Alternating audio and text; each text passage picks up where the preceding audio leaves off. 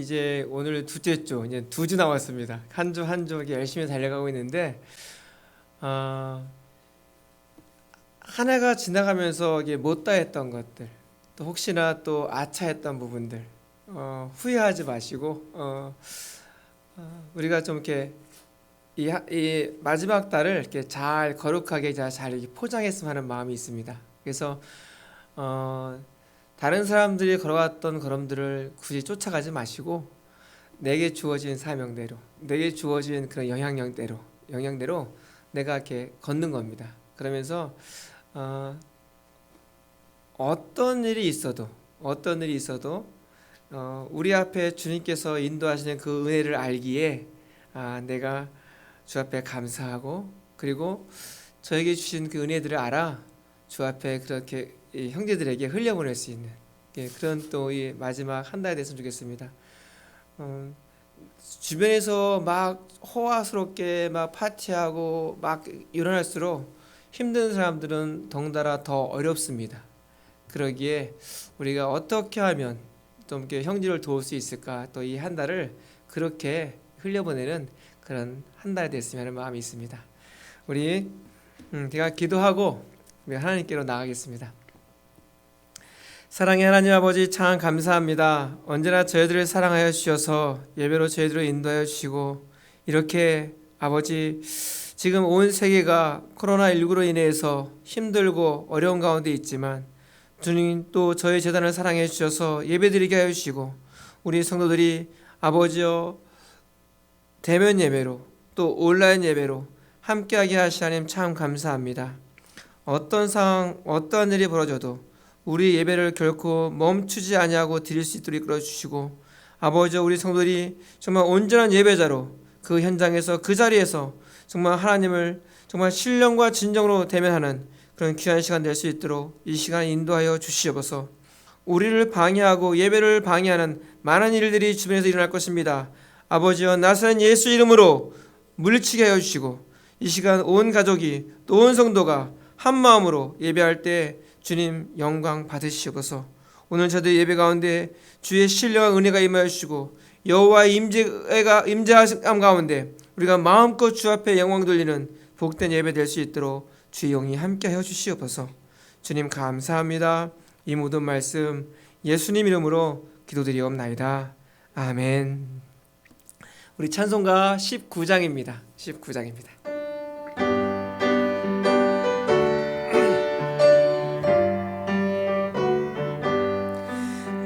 찬송하는 소리 있어 사람 기뻐하도다. 하늘 아버지의 이름 거룩하도다. 세상 사람 찬양하자 거룩하신 하나님께 할렐루야 할렐루야 할렐루야 아멘. 하나님의 나라 권세 영원토록 있도다. 하나님의 영광 나라 거룩하도다. 하늘 보좌 계신 주님 세상 주관하시도다. 할렐루야 할렐루야 할렐루야 아멘. 하나님의 크신 섭리 그 뜻대로 되도다. 우리 아버지의 뜻은 거룩하도다. 주여 속히 임하소서 기쁜 날을 주옵소서. 할렐루야 할렐루야 할렐루야. 우리 3절 한 번 더 합니다. 하나님의 크신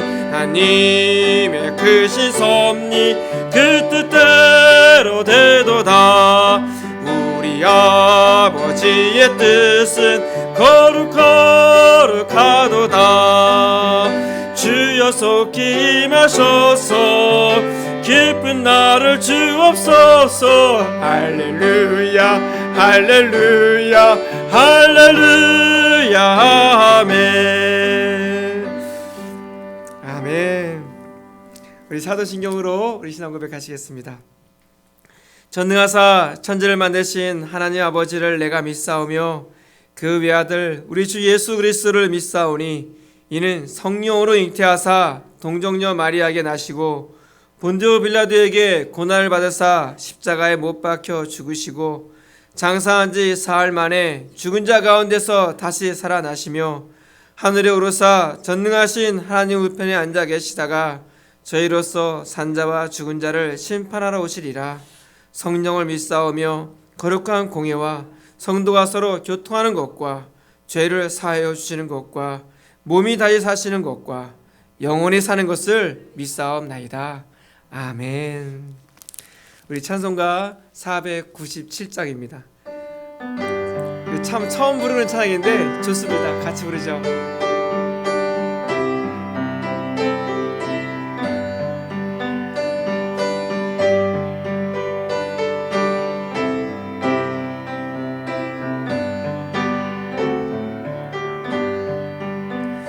주 예수 넓은 사랑 그 크신 은혜를 나 힘써 전파함은 참 기쁜 일일세. 주 예수 복된 말씀 생명과 진리요 내 맘의 갈급함을 다 채워주시네. 아멘. 예부터 전한 말씀 주 예수 크신 사랑 나 항상 전파하기 참 기뻐하도다. 이 말씀 전할 때에 내 마음이 기쁘고 그 말씀 전할수록 새 기쁨 넘치네. 구원의 복된 말씀 못 들은 사람이 세상의 많음으로 힘써서 전하세. 아멘. 예부터 전한 말씀 주 예수 크신 사랑 나 항상 전파하기 참 기뻐하도다. 이 말씀 들은 사람 또 듣기 원하고 목말라 사모하니 그 말씀 진리라매. 그 나라 영광 중에 나 부를 새 노래 예부터 좋아하던 이 말씀뿐일세. 아멘. 예부터 전한 말씀 주 예수 크신 사랑 나 항상 전파하기 참 기뻐하도다. 아멘. 아멘. 이 시간 우리를 대표해서 우리 김하선 집사님 기도 인도해 주시겠습니다.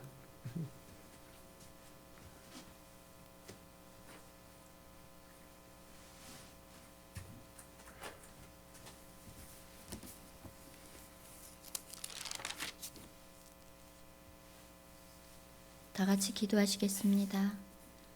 나는 주 힘을 노래하며 아침에 주 인자하심을 높이 부르오니 주는 나의 요새이시며 나의 환난 날에 피난처이십니다. 나의 힘이시여 내가 주께 찬송하오니 하나님은 나의 요새시며 나를 긍휼히 여기시는 하나님이신다. 아멘. 하나님 아버지 감사합니다. 이 아침에 내 입술을 열어 주님을 찬양하며 주님과 함께 이곳에 있게 해주시니 감사합니다. 사랑의 주님, 우리가 말하고 행하는 모든 것에서 다른 사람들이 우리를 통하여 주님의 마음을 볼 수 있게 주님의 성품으로 우리를 채워주셔서 우리의 속에 나타난 예수님의 사랑을 볼 수 있게 되기를 간절히 소망합니다. 권능과 치유의 하나님, 연약한 저희들 주님 앞에 무릎 꿇고 겸손히 손들고 나옵니다. 저희 안에 있는 모든 악한 상처들을 주님의 권능의 손으로 치유하여 주시고 코로나로 인한 아픔과 힘을 서로 위로하고 나누며 그 속에서 주님의 뜻을 깨닫고 이겨낼 수 있는 힘을 주시어서 주님의 나라가 굳건히 세워지게 하여 주시옵소서. 사랑하는 주님 감사합니다. 성령님의 도우심으로 잠자고 있던 저희를 깨워 주님의 크신 사랑을 알게 하여 주시고 깨어 기도할 때 주님의 능력과 은혜가 있음을 나타내어 보여주심에 감사합니다. 이 예배를 주관하시는 하나님 아버지, 말씀을 전하시는 목사님께 성령님 함께 하시어 말씀의 능력 가운데 저희들 주님과 하나 되게 하여 주시옵소서. 이 모든 말씀 우리 주 예수 그리스도 이름으로 기도합니다. 아멘.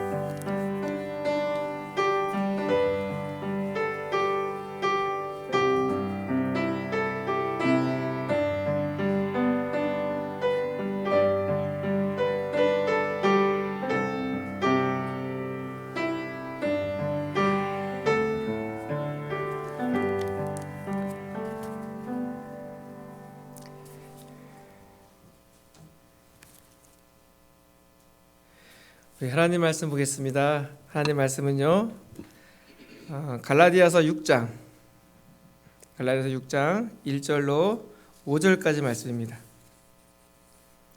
우리 한 목소리로 우리 같이 한번 봉독합니다. 시작.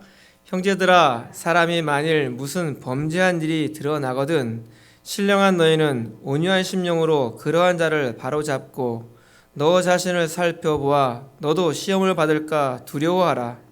너희가 짐을 서로 지라. 그리하여 그리스도의 법을 성취하라. 만일 누가 아무것도 되지 못하고 된 줄로 생각하면 스스로 속임이라. 각각 자기의 일을 살피라. 그리하면 자랑할 것이 자기에게는 있어도 남에게는 있지 아니하리니 각각 자기의 짐을 질 것이라. 아멘. 우리가 지난 주일날 복음에 기초한 자아상 이란 주제를 가지고 우리가 5장 25절 26절 말씀을 같이 나눴어요. 복음에 기초한 자아상의 그 기초가 어디냐? 성령으로 사는 겁니다. 그리고 성령으로 행하는 것입니다. 근데 우리가 성령으로 살고 성령으로 행하는데 우리도 모르는 사이에 방해를 받습니다. 어떻게 해요? 내 안에서 일어나는 헛된 영광을 구하는 모습이 내게 있다는 겁니다. 그 헛된 영광을 구하면서 나타나는 현상들이 노엽게 하거나 투기하게 한다는 겁니다. 그래서 우리 안에 이 싸움들이 계속 있습니다. 그러면서 내가 복음에 기초한 자아상을 기초로 해서 내가 성령으로 살고 성령으로 행할 때 구체적으로 그것이 뭐냐라는 겁니다. 그것이 오늘 제가 본문의 제목으로 형제를 도우는 겁니다 라고 얘기했습니다. 자, 헛된 영광을 구한다는 말은요, 아무리 가까운 사이여도 상대를 대하는 태도가 늘 이기심으로 가득하다는 말입니다. 그래서 이 관계에서 각자 자신의 영광을 그 모습에서 구하기 때문에 그렇습니다. 내가 이만큼 해줬으면 봐라, 내가 이렇지. 자기 영광, 자기 자랑, 자기 의가 나도 모르게 따라간다는 겁니다. 그러기에 이런 헛된 영광을 이렇게 잠자게 하고 억누를 수 있는 것은 오직 복음만이 그 영광을 감출 수 있고 허물어뜨릴 수 있습니다. 그래서 우리가 그 복음이 우리에게 들어왔을 때 비로소 우리는 이 가족을, 우리 성도들을 형제들, 자매들이라고 부를 수 있는 겁니다. 어떨 때요? 가족으로 부르는 겁니다. 그러기에 형제들은이라고 부를 때 그리스도인의 삶에서 이 형제들을 서로 격려하고 사랑할 수 있습니다. 그런데 우리가 이렇게 형제들 자매라고 부르는 이 사람들 모습 속에 무엇을 발견하게 되냐면 오늘 1절에 형제들아 하면서 사람이 만일 무슨 범죄한 일이 드러나거든 그 사람 속에 내가 형제라고 부르는 사람, 내가 자매라고 부르는 그 사람에게 무슨 범죄한 사실이 드러나거든 우리는 어떻게 하나요? 라는 겁니다. 그렇지 않아도 내가 저 사람 때문에 미웠는데 저 사람이 내가 싫었는데 그렇지 저 사람 별 수 없어 이러지 않나요? 맞아, 그 사람은 그럴 수밖에 없는 사람이야 라고 우리가 오히려 그 모습을 보고 속으로 좋아하지 않던가요? 바로 우리가 헛된 영광 때문에 만약에 우월감에 빠진 사람이라면 그 모습을 보고 상대를 깔보고 그리고 그와 다른 자신을 다행스럽게 여기고 그리고 그보다 내가 의롭다고 스스로 느끼는 겁니다. 그래서 내가 그렇지 않은 것이 좋아서 순전히 그 상대방의 그 죄 때문에 내가 더 그에 비해서 의롭고 좋은 것을 자기를 더 부각시키려고 합니다. 형제의 그 잘못된 모습을 보고. 반면에 헛된 영광 때문에 열등감에 빠진 사람은 어떨까요?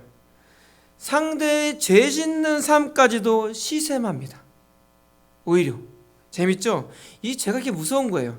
그래서 오히려 그런 사람, 상대의 죄 짓는 그 사람에게 인정받으려고 그 사람의 잘못을 이야기하지 않는 겁니다. 너 이거 잘못한 거야. 이거 이러면 큰일 나. 이렇게 얘기하지 않는 겁니다. 오히려 그 사람에게조차 나도 인정받고 싶은 겁니다. 이게 우리가 헛된 영광 가운데 구하는 우리의 모습입니다. 자, 그렇다면 우리가 하나님의 아들임을 아는 형제라면 이럴 때 어떻게 할까요? 내 지체가, 내 성도가, 내 형제가, 내 자매가 범죄한 일이 드러날 때 우리는 어떻게 해야 할까라는 겁니다. 오늘 바울은요, 우리 성도가 죄가 드러난 상황을 못 본 채 하지 말라는 겁니다. 그렇다고 해서 막 그 죄를 막 지적하고 막 이야기하는 말은 아닙니다. 베드로전서 4장 8절에 보면 사랑은 허다한 죄를 덮느니라 라고 말합니다. 그리고 고린도전서 13장에서는요 성급히 비판해가지고 상대방의 허물을 말해서는 안 된다고 이야기합니다. 자, 그런데 문제는 그 형제가, 그 자매가 죄가 드러납니다. 이게 죄가 드러났다는 이 표현은 뭐냐면 죄에 사로잡힌 사람을 우리는 대충 넘겨서는 안 된다는 겁니다. 죄에 사로잡혔다는 겁니다. 드러났다는 것은 죄에 사로잡혀가지고 죄 짓는 행동이 습관으로 굳어져가지고 자기 스스로, 자기 힘으로는 그 특정한 죄를 이길 수 없는 상황까지 된 겁니다. 그 말은 뭐냐면 그런 상황이 어쩔 수 없이 끌려가고 그 죄의 지배 아래 그냥 끌려다닐 수밖에 없는 그런 상황입니다. 그러기에 그 죄 행동이 습관화된 그 사람은 혼자의 힘으로 거기서 벗어날 수 없습니다. 그러기에 누군가의 도움이 필요하고 누군가가 그 삶 속에 개입해서 그를 이끌어줘야 합니다. 그게 누구냐? 바로 우리 그리스도인은 우리 형제를 향해서 비판에 빨라서는 안 되지만 그의 잘못을 이야기해 주는 것을 두려워해서는 안 됩니다. 오늘 이야기합니다. 우리는 성령 충만한 형제로서 서로를 도울 책임을 가지고 있는 사람입니다. 오늘 바울이 이야기합니다. 신령한 너희는, 우리를 어떻게 부르고 있습니까? 바로 그 성도들을 신령한 너희는, 그러니까 성령으로 행동하는 너희들은 어떻게 할 것이다 라고 말하는 겁니다. 그러니까 이 신령한 너희가 우리가 생각할 때 그 사람은 뭐 목사님, 영적 지도자, 뭐 그 신앙의 엘리트들만 말하는 거야가 아니라는 겁니다. 그것은 우리가 보통 우리가 평범한 그리스도인, 누구나 말하는 우리 그리스도인들에게 말하는 겁니다. 너희가 성령의 소욕을 따른다면 이렇게 할 것이다. 조금이라도 그리스도인답게 살려고 애쓰는 사람이라면 누구라도 그것을 이야기할 것이라는 겁니다. 자, 그러면 형제가, 우리 성도가 무슨 범죄한 일이 드러난 것을 내가 목격했어요. 그것이 정말 습관적으로 그 혼자 벗어날 수 없는 그것이 지배당하는 그 모습을 내가 알았어요. 그러면 내가 그에게 다가가서 이야기하고 얘기를 해주려는데 어떤 목표로 얘기할까요? 오늘 성경에 봤더니 온유한 심령으로 그러한 자를 어떻게 해요? 바로 잡아라 하게 합니다. 온유한 심령으로 그러한 사람을 바로 잡으라. 자, 그 사람의 성도의 잘못을 이야기해야 돼요. 성도의 그 그릇된 사람들을 얘기해야 돼. 말하자면 그러면 어떻게? 온유한 심령으로 바로 잡다는 의미인데, 이 바로 잡다는 의미가 어떤 뜻이냐면, 이 바로 잡다라는 이 헬라어가 어긋난 뼈를 이렇게 도로 맞출 때 쓰는 단어입니다. 뼈가 탈골된 겁니다. 여러분들 지금까지 이렇게 생활해 오시면 뼈가 탈골된 경험이 있지 않습니까? 여러분 어떤 아픔보다도 이 뼈가 다치는 아픔보다 큰 게 없다고 얘기합니다. 굉장히 아픕니다. 그런데 뼈가 탈골이 되면 어떻게 합니까? 바로 그것을 뼈를 또 맞추기도 합니다. 근데 뼈를 맞추는 것이 쉽지는 않고 뭐 편하지가 않습니다. 탈골된 뼈를 다시 맞출 때 그 고통이 만만치 않습니다. 그런데 여러분 생각해 보세요. 그 고통이 너무 심하다고 해서 안 맞추면 안 되잖아요. 그렇죠? 그래서 그 고통은 어떤 고통이에요? 맞춰지는, 치료되는 고통이에요. 마찬가지로 우리도 고통을 무릅쓰고 성도의 그 습관적인 죄를 이야기해주고 지적해줘야 합니다. 그 지적하는, 그 이야기하는 목표가 무엇이냐? 바로 그것을 고쳐주면, 이야기해줌으로써 그 삶과 심령이 변화되는 것을 보는 겁니다. 저 사람이 저기서 벗어나면 얼마나 행복할 텐데, 저 사람이 저기서 벗어나면 얼마나 좋을 텐데, 그런 마음으로 그에게 다가가는 겁니다. 자, 그래서 그 형제를 온유한 심령으로 지적하는 겁니다. 근데 온유한 심령이 어떻게 나오느냐? 그 다음에 너 자신을 살펴보아 너도 시험을 받을까 두려워할 때 비로소 온유한 심령이 나온다는 겁니다. 그 말이 뭐냐면, 너 왜 그런 죄를 졌어? 그거는 그렇게 하면 안 되지 하면서 자기는 전혀 그거와 상관없는 사람처럼, 나는 절대로 그런 죄를 짓지 않고 그런 잘못을 짓지 않는 사람처럼 그렇게 대하는 겁니다. 그건 온유한 심령이 아니라는 겁니다. 또는 마치 그런 일은 못 배운 사람이라 하는 것처럼 뭐 위에서 뭐 우월적으로 막 얘기한다면 그 말을 듣는 그 사람이 그 말을 들었을 때 그 뼈가 바로 잡아질까요? 라는 겁니다. 그렇지 않다는 겁니다. 여기서 말하는 너희 자신도 자신을 살펴봐 너희도 시험을 받을까 두려워하라. 그 말은 뭐냐면, 나도 그런 상황이라면 나도 어쩔 수 없을 거야. 나도 당신과 같은 상황이라면 나도 똑같은 모습일 거야. 그걸 알라는 겁니다. 그와 나와 별반 차이 없는, 그러기에 그럴 때 비로소 마음을 같이 할 수 있고, 그럴 때 그 말이 한마디 한마디가 그 말이 다가간다는 겁니다.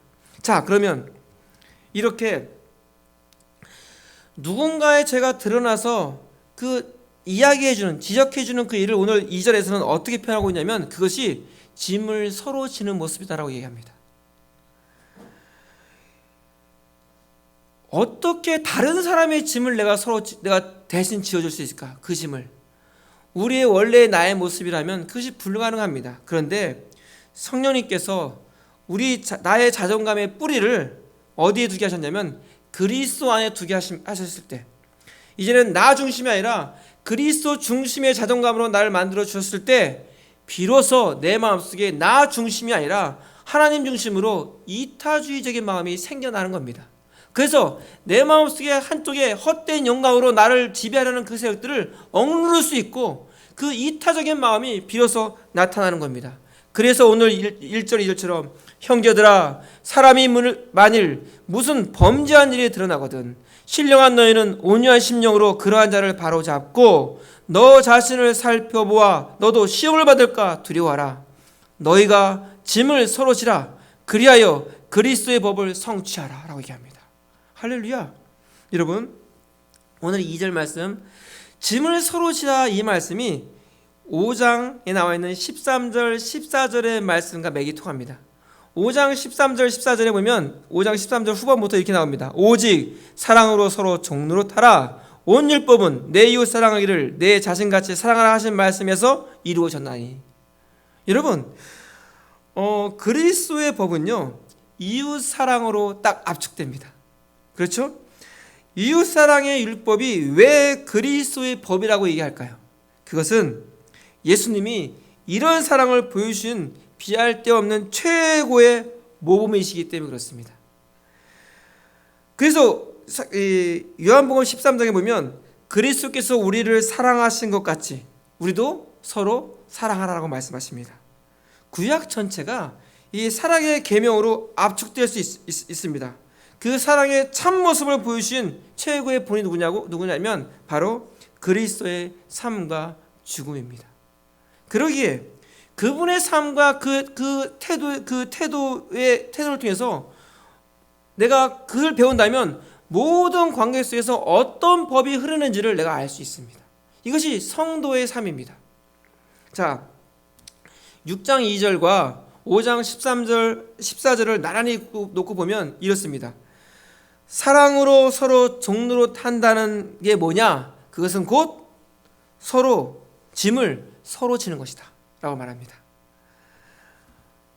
우리 성도는요, 사람들을 혼자 짐을 지게 두어서는 안 되는 존재입니다.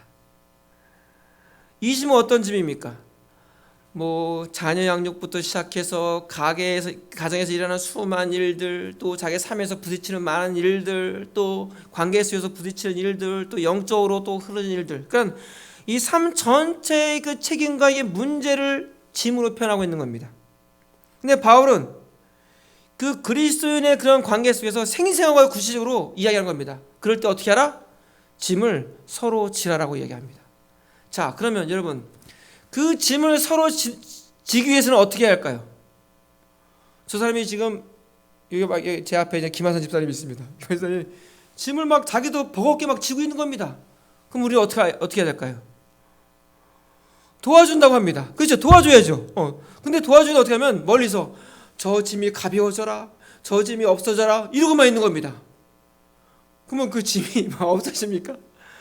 그 짐을 같이 져줘야 되는 의미는 뭐냐면 그 옆에 바짝 붙어서, 그렇죠? 혼자 지고 있는 그 짐을, 무게를 내가 나누어질 때 비로소 그 짐을 져준다는 의미입니다. 그 어깨의 짐을 나누어주기 위해서는 어떻게 해야 된다고? 가까이 다가가야 합니다. 가까이 다가가지 않는 이상 지금 저 사람이 그 짐이 무거운지, 저것 때문에 저 사람이 얼마나 힘든지 전혀 알 수 없습니다. 그런데 가까이 다가가면 이 사람이 지금 엄청난 무게에 짓누르고 있고 힘들고 있구나 알 수 있습니다. 그러기에 내가 그 짐을 내가 할 수 있는 최선에서 내가 할 수 있는 모습에서 그 짐을 져줄 수 있는 겁니다.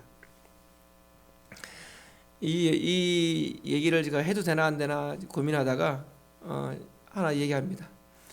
12월 1일이었습니다. 그때 하나님께서 참 은혜를 주셨습니다. 우리 김하선 집사님 가게에서 이제 강아지 미용을 하는데 맡겼던 개가 그만 나가는 바람에 뛰쳐나가는 바람에 못 잡고 잃어버린 겁니다. 그래서 그 집사님이 그날 막 엄청 찾으러 다야 되는데 도저히 찾을 수가 없는 겁니다. 그렇죠. 개가 더 빠르죠. 집사님 어떻게 더 빠를 수 있습니까? 그것 때문에 아주 힘들어하고, 근데 제가 그날 또 어디 출차 중이어가지고 가까이 있지 못해서 나중에 제가 한 10시 넘어서 집에 들어왔는데 그 소리를 그때 들어서 너무 안타까운 겁니다. 아내도 그렇고 파파와 같이 기도하고, 그때 아침에 아내가 일찍 아침에 뭐 이렇게 브로셔를 만들자고 그래서 아침에 새벽 예배 끝나고 브로셔 만들고 집에 만들고, 그래서 7시에 그 밤에 또 누가 맥도날드 그 메리디안 맥도날드 그 뒤에 숲인 거 아시죠? 그 숲에서 뭐 개 소리를 들었다는 그런 제보가 있어가지고 그럼 거기서 만나자. 그래서 거기에서 9시에 만났습니다. 근데 누가 또 오는 겁니다. 봤더니 우리 교인 집사님 두 분이 또 오는 겁니다. 얼마나 반가운지. 우리 둘이서 그 밑을 어떻게 헤맬까 이 집사님이랑 고민하다가 또 두 분 집사님이 같이 왔는데 얼마나 힘이 되는지. 왜 왔겠습니까? 그 전날 그 두 집사님은 그 뭘 전체를 같이 찾은 겁니다. 그러기에 그때 집사님의 표정과 마음이 어땠는지 이미 그들은 다 알고 있는 겁니다. 그래서 그 아침에 또 나온 겁니다. 또 나와서 같이 좀 해보자고. 그래서 저도 그냥 그 마음을 알기 때문에 찾다가 그 집사님들, 여자 집사님들은 위에서 보라 그러고 제가 그 밑으로 내려갔습니다. 막 헤치면서 거의 무릎까지 이게 숲이 이렇게 찼습니다. 걔는 7, 8파운드밖에 안 되는 조그만 개입니다. 그러니 그 숲속에 있는 개가 보일 리가 없죠. 그러다가 제가 그 개를 발견한 겁니다. 근데 문제는 얘가 나한테 아이고 사람이 나를 구했구나 하고서 확 달려 깊어서 오는 게 아니라 막 짖고 난리가 난 겁니다. 근데 문제는 개 뒤가 바로 그 밑이 뭐냐면 이렇게 물 흐르는 데입니다. 한 이 정도 높이입니다. 이 정도 높이. 거기 물이 흐르고 있는 겁니다. 이 끝에서 자꾸 내가 가니까 뒤로 가는 겁니다. 무서우니까는. 그러다가 제가 뛰어든 게 아니라 그냥 뒤로 빠진 겁니다. 내가 집사님의 마음을 모른다면 제가 거기 물이 흐르고 있는데 이 추운 날씨에 제가 거기에 뛰어들겠습니까? 근데 그런 게 전혀 그 물이 어떻고 물 깊이가 어떻든 전혀 제 머릿속에는 그게 전혀 문제가 되지 않는 겁니다. 그것 때문에 너무너무 힘들어하는 집사님의 모습이 너무 분명히 알기 때문에 걔가 뛰어지는 것 동시에 나도 같이 뛰어든 겁니다. 막 첨벙첨벙 다니면서. 그래서 걔를 잡는데 막 나름대로 자기도 살려고 막 손을 막 무는 겁니다. 근데 감사하게 제가 가죽 장갑을 끼고 있어서 꽉 물었는데 아프기만 했지 이게 찢기질 않았습니다. 그래서 그를 안고 그 물속에서 끝이 와서 해줬는데 제가 이게 강아지를 보고 그렇게 좋았던 기억이 없습니다. 너무너무 좋은 겁니다. 할렐루야. 감사했습니다. 다 같이 있는 사람들이 다 감사했습니다. 그리고 그 주인이 왔는데 막 화도 났겠죠, 그 주인. 근데 제가 그 주인에게 그랬습니다. 감사해라. 오늘 12월 퍼스트 데이다. 의미 있는 날이다. 감사한 겁니다. 왜 그런 일이 가능할 거라고 합니다. 그 전날부터 달려왔던 분들, 또 늦게나마도 같이 했던 분들, 또 그것을 찾으려고 했던 분들이 뭐냐면 가까이 갔기 때문에 그 사람의 짐의 무게를 알기 때문에 다가오는 겁니다. 그렇지 않으면 아이고 어떻게 경찰에 신고해봐, 아이고 어떻게 그냥 어떻게 알아봐, 할 수 없지 뭐 그냥 그 객관 물어줘야지, 이 정도밖에 할 수 있는 게 아무것도 없습니다. 그렇잖아요. 그런데 가까이 갔더니 그보다 더 중요한 게 뭐냐면 얼마나 힘들어할까, 얼마나 괴로울까, 얼마나 아플까. 그 괴를 보는 순간 집사님 막 엉엉 울어요. 너무 좋아서. 그러니까 그런 마음입니다. 여러분, 짐을 이렇게 우리가 이렇게 가까이 이렇게 짐을 막 서로의 짐을 진다는 것은 같이 어깨를 대고 같이 나누어지는 겁니다. 그래서 그러기에 누군가가 우리 성도가 우리 형제가 우리 자매가 아파할 때 잘 듣고 그가 물리적으로나 정서적으로나 영적으로 내가 어떻게 도울까 애를 쓰는 겁니다. 그것이 짐을 지는 모습입니다. 그런데 오늘 이 갈라디아 성도들에게 거짓 교사인 유대인들이 찾아와가지고 지금 그 복음으로 자유롭게 된 그들에게 오늘 이 거짓 교사들이 유대인의 의식복 같은 그 짐들을 막 지어주는 겁니다. 근데 이것 때문에 바울이 디모데를 데리고 바울이 같이 가가지고 어떻게 했습니까? 예루살렘 공의에서 이것 때문에 재판도 영적 종교회의도 열렸습니다. 그래서 거기서 어떻게 했습니까? 이것은 아니다. 그래서 그들의 예루살렘 공의에서 그 율법 조항의 그런 것들은 의식법들은 멍해다, 짐으로 얘기한 겁니다. 그걸 지지 마라. 그래서 바울은 갈라디아 교인들에게 율법을 성취하려는 짐을 질 게 아니라 오히려 남의 짐을 덜어주라고 얘기합니다. 그것이 무엇이다? 그것이 율법을 성취하는 길은 바로 남의 짐을 대신 져주는 것이 바로 율법을 성취하는 것이다 라고 말하는 겁니다. 그리스도의 법이란 것이 무엇입니까? 그리스도의 법은 우리 삶 전체가 예수님의 본을 따르는 겁니다. 그게 그리스도의 법입니다. 어떤 동기로? 사랑과 기쁨으로. 그렇죠? 그냥 억지로가 아니라 사랑과 기쁨으로, 감사함으로 그걸 따라가는 겁니다. 그 중심이 내게 왔을 때 우리가 그 일을 하는 그 중심에 뭐가 있습니까? 어떤 율법이 아니라 인격체이신 예수 그리스도가 나의 중심에 있을 때 내 삶이 이전과 달라진 모습으로 나타나기 시작하는 겁니다. 그리스도께서 나의 짐을 대신 져주셨기에 나도 다른 사람의 짐을 대신 져줄 수 있는 겁니다. 그래서 오늘 2절 말씀을 다르게 표현하면 너희의 짐을 지신 그리스도의 발자취를 따라 너희도 남의 짐을 지라, 이렇게 말씀하시는 겁니다. 자, 여러분 보십시오. 내가 이제 남의 짐을 지라고 말씀하시는데 이 남의 짐을 지기 위해서 우리가 무엇이 필요하냐면 내가 복음에 기초한 자아상이 제대로 없을 때는 결코 남의 짐을 질 수 없습니다. 오늘 3절에 시작하는데 3절에 보면 만일 이렇게 시작하잖아요. 근데 이 원어 성경에 보면 앞에 왜냐하면이 빠졌습니다. 왜냐하면 하고 얘기합니다. 그래서 왜냐하면을 보면 3절에 말한 과오를 범하면 2절처럼 짐을 질 수 없다. 3절에 나온 과오가 무엇입니까? 만일 누가 아무것도 되지 못하고 된 줄로 생각하면 스스로 속임이라. 이러면 이런 사람은 다른 사람의 짐을 질 수 없다라고 이야기하는 겁니다. 누가 아무것도 되지 못하고 된 줄로 생각하면, 여러분 자만심이 너무 강해서 종의 마음을 품을 수 없습니다. 그러니까 내가 우월감이나 헛된 영광에 있는 사람은 바로 종의 마음을 품을 수 없는데, 그런 사람들은 주변을 돌아보면서 남의 짐을 알아차리지를 못하는 겁니다. 볼 수가 없는 겁니다. 느끼지가 못하는 겁니다. 아무것도 없다고 얘기합니다. 근데 우리가 왜 아무것도 없어? 왜 우리가 그리스도에 대한 확신이 있고 그리스도에 대한 소망이 있고 그리스도에 대한 그런 분명한 그런 충만함이 있잖아.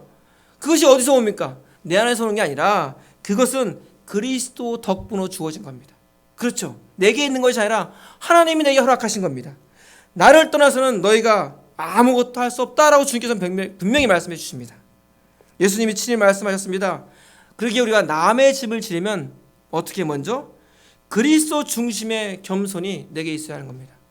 내가 남의 짐을 지기 위해서는 먼저 내 안에 분명한 중심이 있어야 되는 겁니다.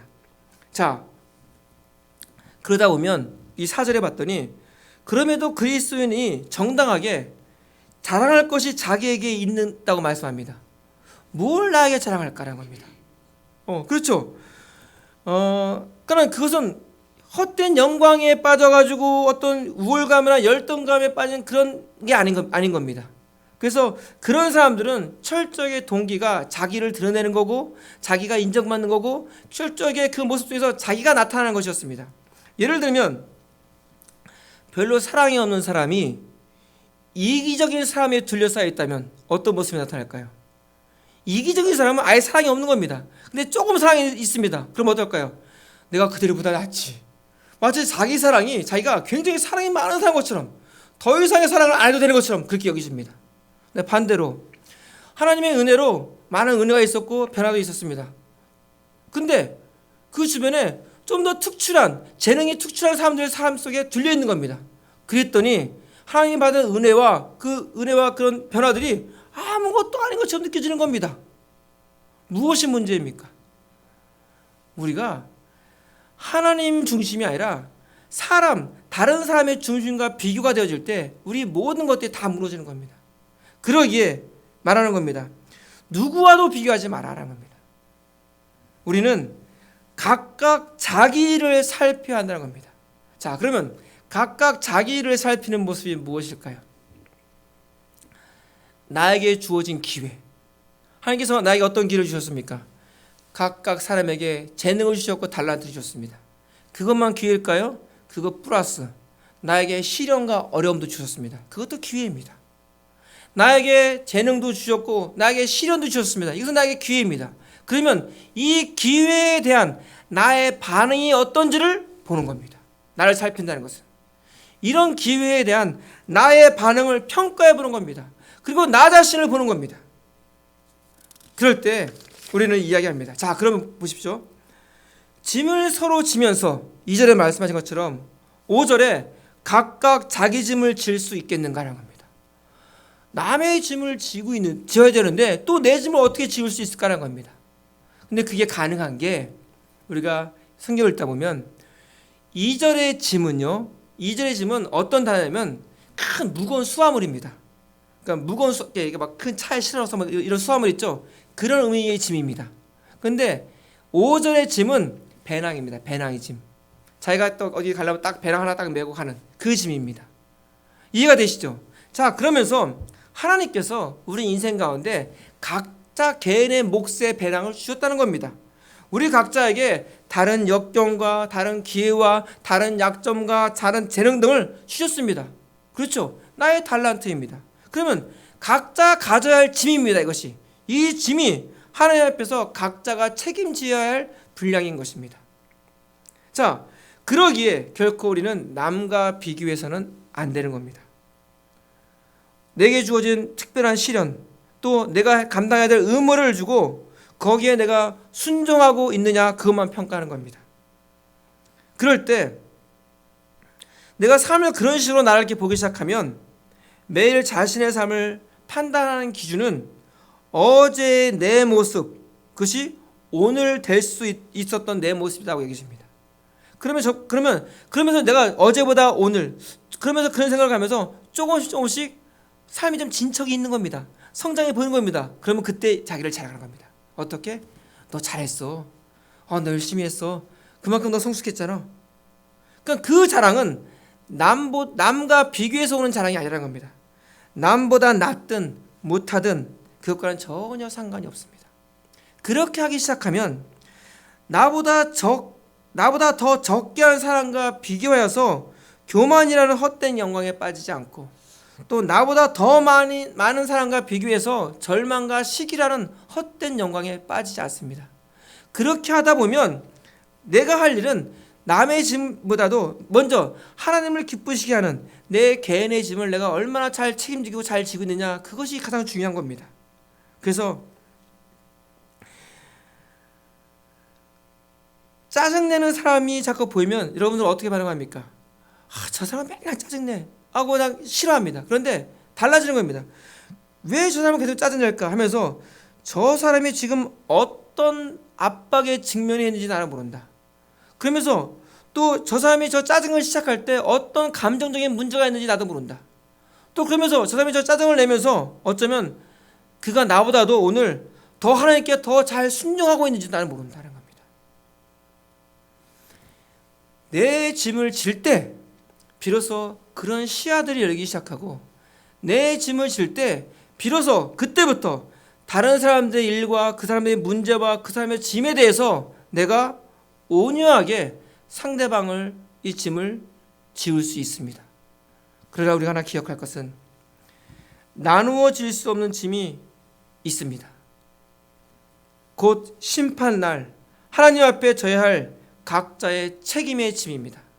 또 하나 짐이 무엇입니까? 각자 삶 속에 지은 죄의 짐입니다. 나의 죄, 나의 책임, 이것은 나누어질 수 없는 겁니다. 내가 감당할 것입니다. 사랑하는 성도 여러분,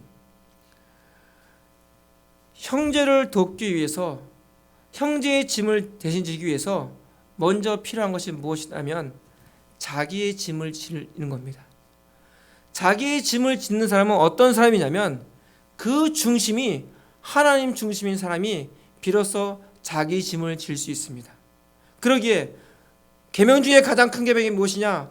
하나님을 사랑하고 이웃을 사랑하라고 말씀하십니다. 하나님을 정말 사랑할 때 내가 내 짐을 질 수 있습니다. 그리고 하나님을 정말 사랑하는 그 모습이 자기 짐을 짓는 그 사람의 모습이 뭐로 나타나느냐? 다른 사람을 사랑하는 모습으로 나타납니다. 여러분, 이게 우리의 모습입니다. 그럴 때 다른 사람을 사랑한다는 그 모습이 무엇이냐? 형제를 돕는 겁니다.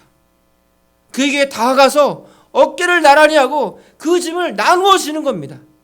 바로 이것이 형제를 도우라는 의미이고, 그것이 무엇이냐? 바로 성령으로 살고 성령으로 향하는 사람의 모습이다. 그 사람만이 어떻게요? 복음에 기초한 그 자아상으로, 하나님 중심으로, 주님께서 허락하신 그 겸손의 모습으로 내가 그런 사람들을 기꺼이 사는 겁니다. 우리가 오해하지 않기 바랍니다. 내가 다른 사람의 짐을 져야 비로소 내가 구원받을 수 있구나, 이게 아닙니다. 우리는 자꾸 내가 뭔가를 해서 구원받는다고 생각합니다. 그게 아니라 나는 이미 하나님이 나의 짐을 대신 져주심으로 인해서 내가 구원받은 존재입니다. 그래서 내가 내 존재가 바뀌었습니다. 이전 것은 지나갔으니 보라 새 것이 되었도다. 내가 새로운 피조물로 재탄생된 겁니다. 거듭난 삶입니다. 이 거듭난 삶은 누구 때문이 아니라 내가 그리스도의 사랑으로, 내가 하나님의 자녀로 그 삶들, 그 사명을 나타나기 시작하는 겁니다. 그래서 내가 거듭남으로 하나님을 더 사랑으로 나의 짐을 질 수 있었고, 모든 삶들을 하나님 중심으로 해석할 수 있었고, 그럴 때 내 이웃을 사랑하는 그 말이 무엇인지 알아. 비로소 형제를 사랑하고 그의 짐을 나눠줄 수 있는 거기까지 가는 겁니다. 이게 뭐다? 내가 자녀됨의 증거입니다. 이미 내가 구원받은 사람의 삶의 증거입니다. 우리가 그리스도인들의, 내가 그리스도인이라는 삶의 증거입니다. 앞으로 우리의 삶에 어떤 일들이, 어떤 문제들이 여기저기서 일어날지는 아무도 모릅니다. 그러나 결코 변하지 않는 것은 하나님이 나를 사랑하시고 그 하나님의 그 사랑이 나에게 임하여서 그 성령이 나로 하여금 그 하나님을 내가 죽도록 충성할 수 있는 존재로, 나의 아버지로 고백할 수 있는, 그것도 부족해서 아빠, 아버지라고 고백할 수 있는 나의 하나님이 되신 겁니다. 그럴 때 그 다음부터는 나의 기쁨이 아니라 하나님의 기쁨이 무엇인지 알기 시작하고, 그 어려운 상황 가운데서 그 삶을 살 때 감사할 수 있고 기뻐할 수 있고 매일매일 그 사람과 이야기하면서 기도할 수 있는 겁니다. 이것은 너희를 향하신 하나님의 뜻이다. 이것이 가능할까? 얼마든지 가능한 일입니다. 감사와 기쁨과 기도가 멈추지 않고 하시는 이유가 바로 우리가 그런 존재이기 때문에 그렇습니다. 사랑하는 성도 여러분, 한 해가 마무리되면서 혹시나 아직도 미루었던 어떤 용서, 혹시나 아직도 미루었던 나의 어떤 다른 사람의 짐을 팽개쳐주고, 혹시나 미루었던 나의 안에 그런 나의 헛된 영광 가운데 내가 싸우려는 그런 모습들 다시 한번 점검해 보시고, 하나님, 먼저는 내가 하나님과의 관계를 다시 한번 점검하고, 하나님 정말 사랑합니다. 그리고 주님께서 내게 허락하신 내 이웃의 짐을 지라는 그 말씀이 무엇인지 알아서 내년부터 잘해야지 이러지 마시고 지금부터, 오늘 이 말씀이 끝나고 오늘 집으로 들어가는 그 순간부터 내가 이 한 해를 마무리하면서 그렇게 좀 아름답게 마무리할 때 하나님께서 우리를 얼마나 기쁘게 여기실까. 그러면서 우리 스스로 나 자신을 자랑하고 너 잘했어 나를 칭찬할 수 있는 그런 우리 복된 우리 성도들 되기를 주의 이름으로 축원합니다. 우리 기도하겠습니다. 사랑의 하나님 아버지, 참 감사합니다. 우리는 내게 주어진 환경도, 내게 주어진 버거운짐도 버거워하였고, 그것 때문에 원망하였고 불평하였고, 그것 때문에 힘들었던 이 모습이 저희들의 모습이었습니다. 그러나 주님께서는 우리의 가장 무거운 짐을 대신 져주시고 죽기까지 나를 사랑하여 주셔서 그 짐을 하나도 남김없이 당신이 다 가져가 주심을 이제 알았습니다. 아버지, 그 모습을 통하여 우리가 생명을 얻었고, 이 생명이, 이 거듭난 생명이 이제 기꺼이 이웃의 또 사랑하는 성도의 짐을 질 수 있는 그런 은혜를 허락하여 주심에 감사를 드립니다. 아버지요, 우리가 형제를 돕는 것을 말로만 하고 끝나는 것이 아니라, 머릿속으로만 하고 끝나는 것이 아니라 가까이 갈 수 있도록 이끌어 주시고, 그 무게를 나눌 수 있도록 그런 용기와 그런 믿음을 허락하여 주시옵소서. 한 해를 마무리할 때 이 한 해가 그렇게 아름답게 마무리되어지고, 그러면서 스스로에게 칭찬할 수 있는, 또 하나님 보시기 아름다운 모습으로 춤을 출 수 있는 저희들 될 수 있도록 여호와여 지켜주시옵소서. 주님 감사합니다. 이 모든 말씀 예수님 이름으로 기도드리옵나이다. 아멘. 우리 찬송가 357장 찬송하겠습니다. 하나님께 준비한 예물 드리겠습니다.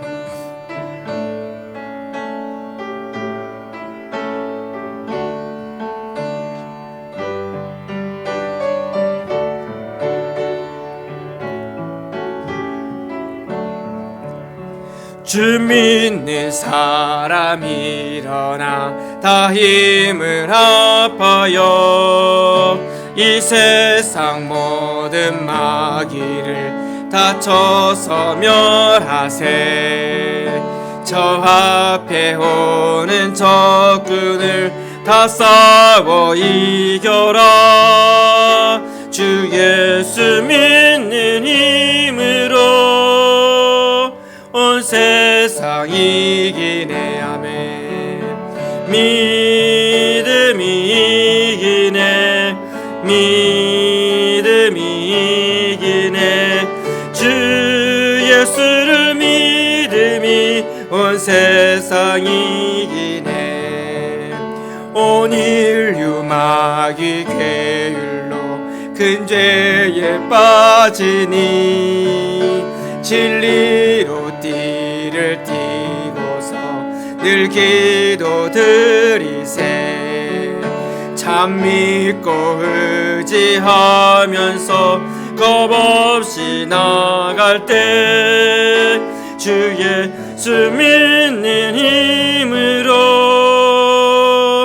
온 세상 이기네 믿음이 이기네 믿음이 이기네 주 예수를 믿음이 온 세상 이기네 끝까지 이긴 자에게 흰 옷을 입히고 또 영생 복을 주시니 참 기쁜 일일세 아멘 이 어두운 세상 지나서 저 천성 가도록 주 예수 믿는 힘으로 온 세상 이기네 믿음이 이기네 믿음이 이기네 주 예수를 믿음이 온 세상 이기네 하나님 아버지 참 감사합니다.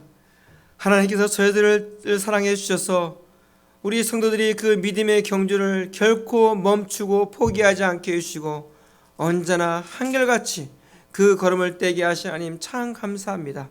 아버지요 우리 그 성도들의 걸음 가운데 그 질주 가운데 그 무엇도 가로막지 못하도록 이끌어주시고 어떤 경제적인 어려움 때문에 관계 어려움 때문에 무너지지 않게 해주시고 더욱더 일관되게 한 걸음 한 걸음 자신 있게 나갈 수 있는 성도들 될 수 있도록 이끌어주시고 우리 성도들의 그 손이 결코 마르지 않도록 이끌어주셔서 하나님의 나라를 위하여 생명을 위하여 쓰여질 수 있는 복된 분량이 될 수 있도록 여호와여 도와주시고 이 성도들의 마음이 이 제단에 모아져서 아버지여 이 제단이 하나님을 예비하고 하나님을 주인으로 모시는 그 일을 결코 멈추지 않는 복된 제단 될 수 있도록 여호와께서 지켜주시옵소서.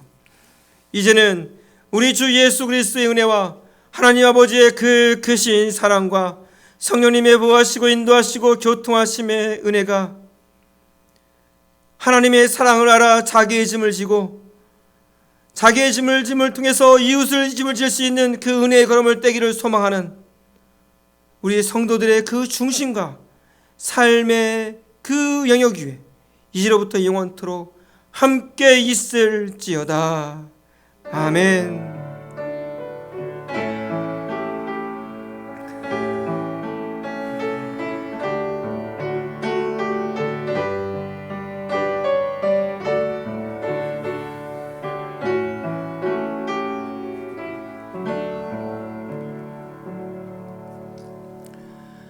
할렐루야 감사합니다. 오늘 예배 오신 여러분들 주의 이름으로 정말 축복하고 환영합니다.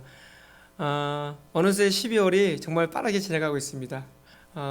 오늘 우리가 12월 달 주시는 메시지를 통해서 한 달 아니 하루하루가 정말 이렇게 아름답게 지나가는 하루가 됐으면 좋겠고요. 다음 주는 성탄 감사 예배로 드립니다. 주님이 오시지 않았다면 우리도 없는 겁니다. 그러기에 하나님께 감사하고 또 그 감사가 그저 어떻게 흘려보내야 할지 또 이렇게 알 수 있는 그런 시간 됐으면 좋겠습니다. 그래서 다음 주는 성탄 감사 예배로 드립니다. 함께 또 여러분들 또 마음을 나누시고 서로 또 축복해 주시고 그런 시간이 되었으면 좋겠습니다. 오늘 예배 마치겠습니다.